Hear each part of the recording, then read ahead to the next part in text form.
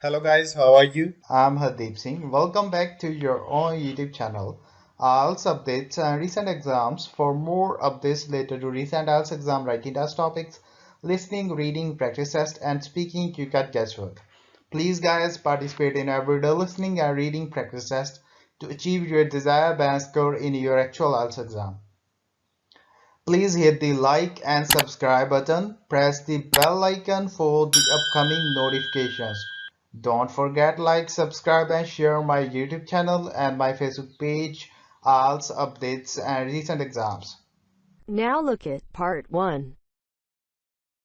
George and Lisa are overseas students studying in Britain. They are returning home for the summer holidays. First, you have some time to look at questions 1 to 3.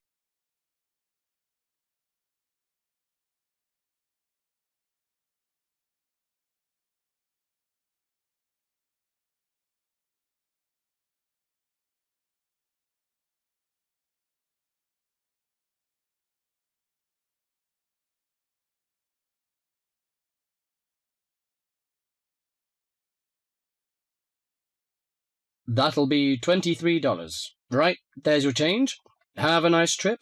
Oh, I'll just get your bags out of the boot. Thank you very much. Now, George, let's find the check-in desk. Yes, but with all the changes they have made here at the airport, I'm not sure where the check-in desk is. I know, it's strange, isn't it? Why don't we ask for help? Good idea. What about that man sitting down over there? Which one? The one with the hat on and in the trolley? No, the one with the uniform behind the table. I'll ask him. Excuse me, could you tell me where the check-in desk for France Air is, please? Oh, let me think. The best way to get there would be to turn left at the end there, where the cafe is, and then go straight ahead until you're opposite the departure gates entrance. Oh, no. Sorry. It might be quicker to turn right as soon as you get past the cafe, and keep going along the corridor until you come to the sliding doors at the end. On the left. Yes, that's it. All the check-in counters are in a hall there. I'm pretty sure France Air is directly to your left as you walk in the hall. Thanks a lot. So, it's the left past the cafe and then right opposite... The bookshop. You can't miss it. Come on then, Lisa. We don't want to be late, and I want some time to get a cup of coffee and look around the bookshop. Okay, George, but I want to go to the restroom first. I'll meet you at the check-in desk.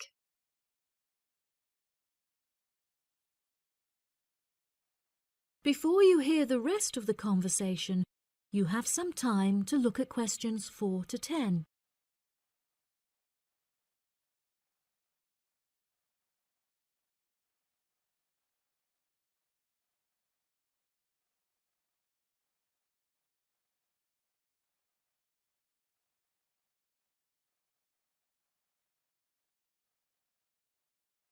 Now listen and answer questions 4 to 10. Good morning. Can I help you? Yes, I would like to check in for flight FA492. Very good. Can I have your ticket and passport, please? Oh, yes, here you are. Okay, thanks. If you could just put your suitcase on the scales. Oh, I have this extra box that I want to take as well. Okay, well, that's extra luggage, so I'll have to get you to fill out an excess baggage declaration certificate. It'll cost extra, I'm afraid. Let me see. $40 exactly, if the total value of your contents is under $400. Oh, well, what's the form for? It's just a form you have to fill out so that if there are any problems, we'll know where you are and how to contact you. So, if you can give me a few details, I'll key in the information. Okay then, your passport says your name is Lavier. Is that right? Yes, George Lavier. George, Lavillliers.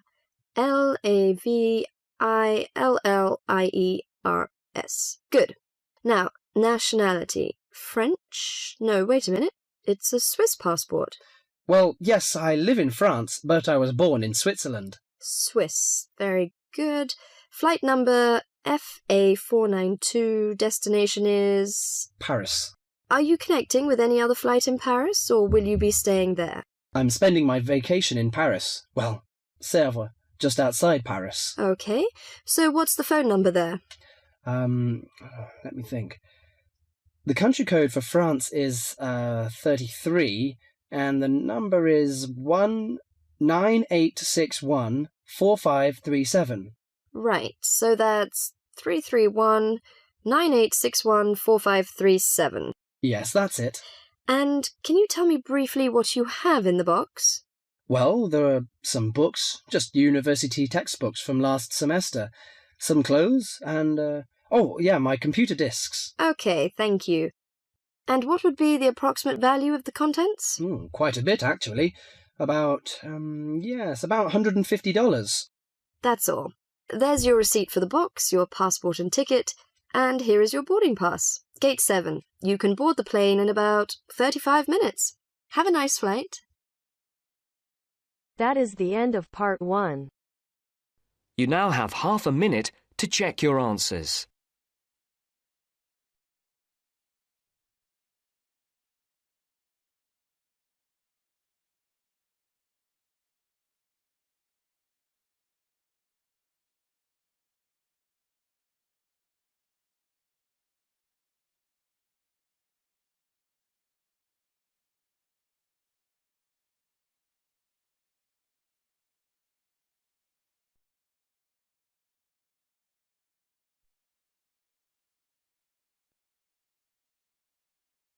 Now turns to part 2.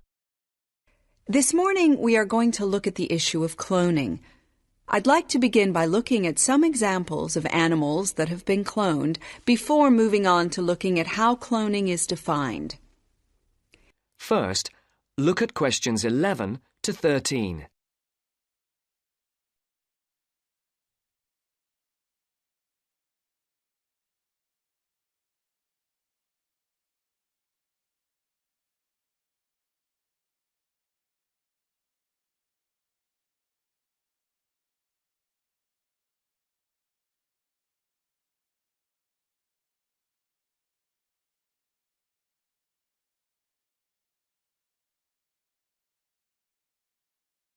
As you listen to the first part of the interview, answer questions 11 to 13. Good morning and welcome to this series of lectures on man interfering with nature. This morning we are going to look at the issue of cloning. I'd like to begin by looking at some examples of animals that have been cloned before moving on to looking at how cloning is defined. The first example I'd like to talk about is Idaho Gem, who was the very first mule to be cloned. Mules are a combination of horse and donkey. Idaho Gem is an identical copy of his brother Taz, who is a racing champion. Thus, we can make the conclusion here that he was cloned to follow in his brother's footsteps. The next example I'd like to refer to is Cece, which stands for copycat. Like her name suggests, she was the first cloned kitten. Interestingly, Cece was created in a laboratory in the state of Texas by the very same scientists who made Dolly the sheep in Scotland.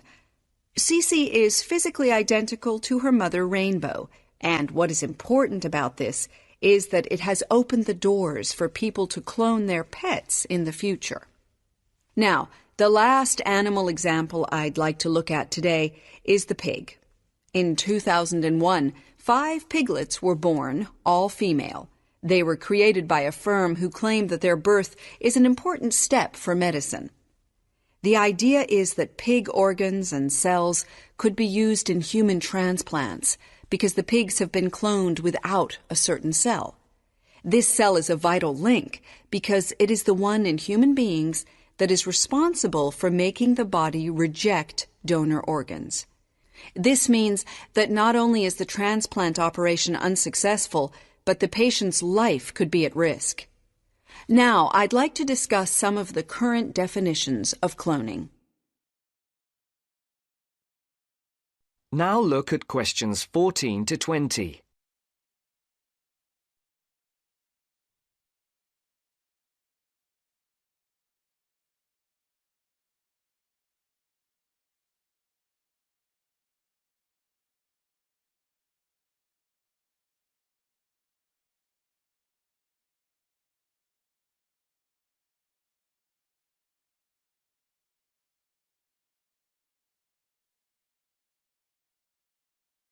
One kind of cloning, the kind commonly found in plants, occurs when plants reproduce themselves around the original plants, known as the parent plants.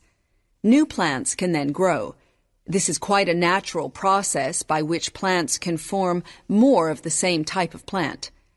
Though you may not be aware of it, another type of cloning happens quite naturally in your body when old cells need to be replaced. Cells in your body split into two and make new chromosomes, and it is the chromosomes that contain our genes. Embryo splitting is another form of cloning, which can happen quite naturally when cells split to form two identical twins. You may then be asking yourself what all the fuss is about, if cloning does in fact happen naturally because sometimes man can interfere with nature and it can work. Take embryo splitting as an example. Now, this type of cloning is quite common in farming, and it is used to breed new bulls and cows. Embryos are placed into foster mother cows, and these then grow into calves. And though some may consider this to be artificial, it has been going on for the last 10 years with relatively few problems. Now, the last type of cloning I'd like to mention is perhaps the most controversial.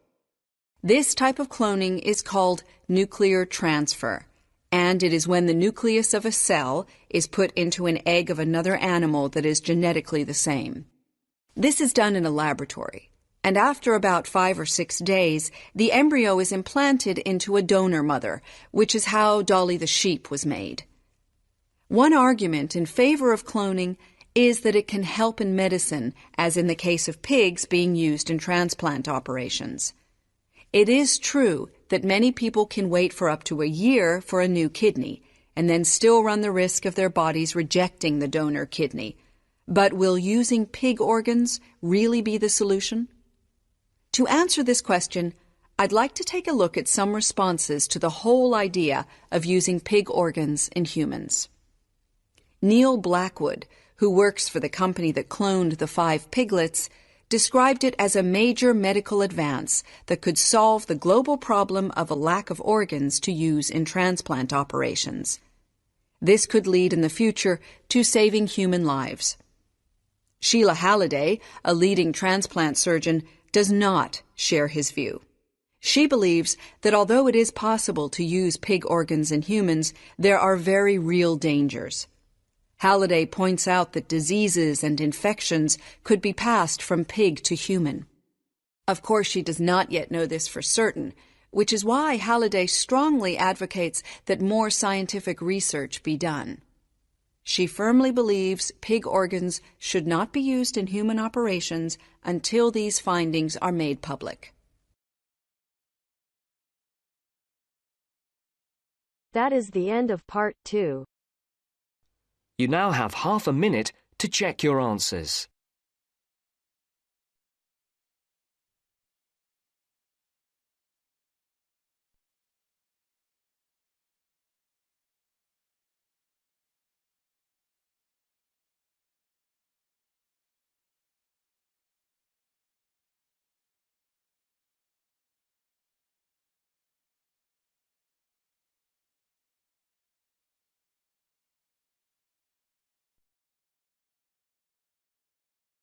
Now turns to part 3.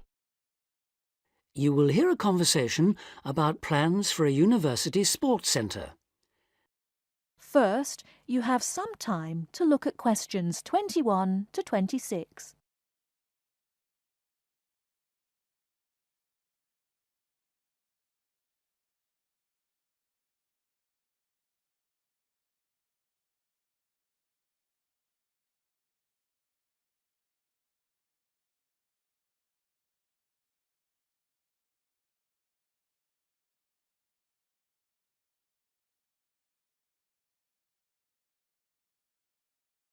Now listen carefully and answer questions 21 to 26.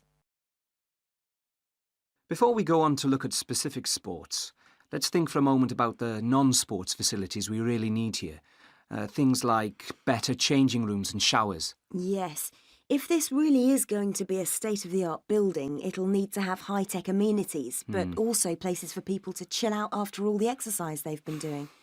Somewhere they can meet up for a drink or whatever afterwards is essential in a place like this. But what else? How about a sauna? Those who use them say it's the perfect way to relax after you've trained. The trouble is, though, that there's a debate going on about how safe they are. Some say it's risky to be exposed to all that heat before or after strenuous exercise, which of course is exactly when people in sports centres want to use them. There have also been problems with people overusing them to sweat off weight. So, to avoid any possible dangers, I don't think I'd include them on my list. Talking of dangers, I wonder whether we ought to have some sort of facility where minor injuries like cuts and bruises and sprains can be treated. Maybe. It would seem to make sense with all the mishaps that are bound to occur when you have so many people running and jumping about and so on. Ah, hold on though. Isn't the new medical centre going to be built right opposite? Yes, it is. It should be finished by the end of next year. Then there's no point, is there? Anyone who gets hurt can go over there, where there'll be much better treatment than anything we could offer on site. Yes, I can see that. What we should provide, though, is a facility with full-time physiotherapists for everybody on the campus, that is. As well as treating people, they could work on prevention of things like muscle tears and strains. Right. And something else the new place ought to have, also as a way of preventing injuries, is somewhere to test just how fit people are before they start lifting weights or running long distances and so on. Yes, I was going to suggest that. When I was at the Newport Centre, they put me on a static bike to check out my cardiovascular system. Then they worked out how much body fat I had. All of it valuable information telling you exactly what shape you're in. Another thing I've heard some universities do, especially some of the newer ones, is provide rooms and equipment for lectures to take place actually inside their sports centres. How do you feel about that? Well, as it happens, I've got first-hand experience of that too. We used to have some of our sports science lectures right next to the main sports hall, and I think it made what we were hearing about seem much more relevant to the real world. So, in that respect, I definitely think it's a good idea, yes. I can see that, though my own feeling is that we need to have more concrete reasons. The problem is that we won't have unlimited space, and somehow I don't think providing more lecture halls is going to be one of our priorities. So, I'd be against that one, I'm afraid. Anything else? Well, just that I agree about the need to have a place where people can go for a chat and maybe have a coffee or a bite to eat together. That was something I always thought was one of the strong points of the centre in London. It was a great place to find out about new activities from the people who actually did them.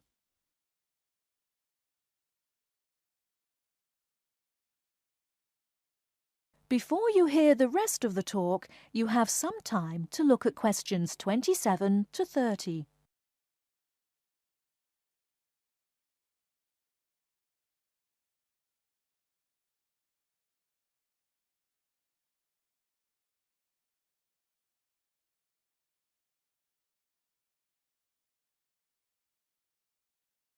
Now listen and answer questions 27 to 30. So what about the main sports facilities themselves? What do we need?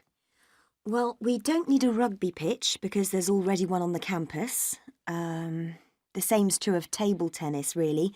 Most of the halls of residence for students have their own tables, so there's no point in using precious space here for any more. Agreed. Something none of them have, though, is any sort of pool. A lot of students have complained about this, saying they have to take a bus downtown if they want to go for a swim. Yes, that's definitely one for this place. Perhaps a jacuzzi too. That would be nice, wouldn't it? It would. Perhaps next to the squash courts, just down there to the right. They are very popular, by the way.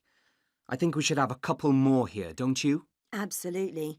And another sport that's been growing in popularity is volleyball, especially since we did so well at the last Olympics.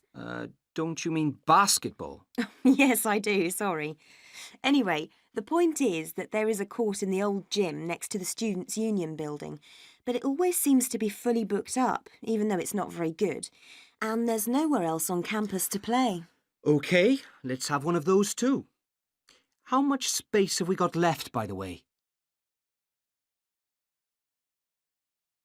That is the end of part 3.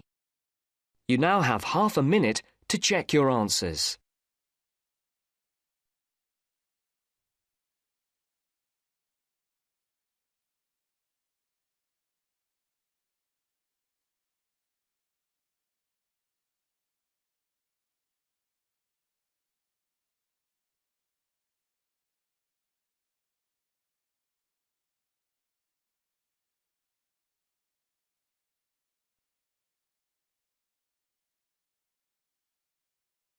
Now turns to part 4. You're going to hear a lecture on some useful information for your travelling around Britain. Listen to the first part of the lecture and complete the notes below. First, you have some time to look at questions 31 to 40.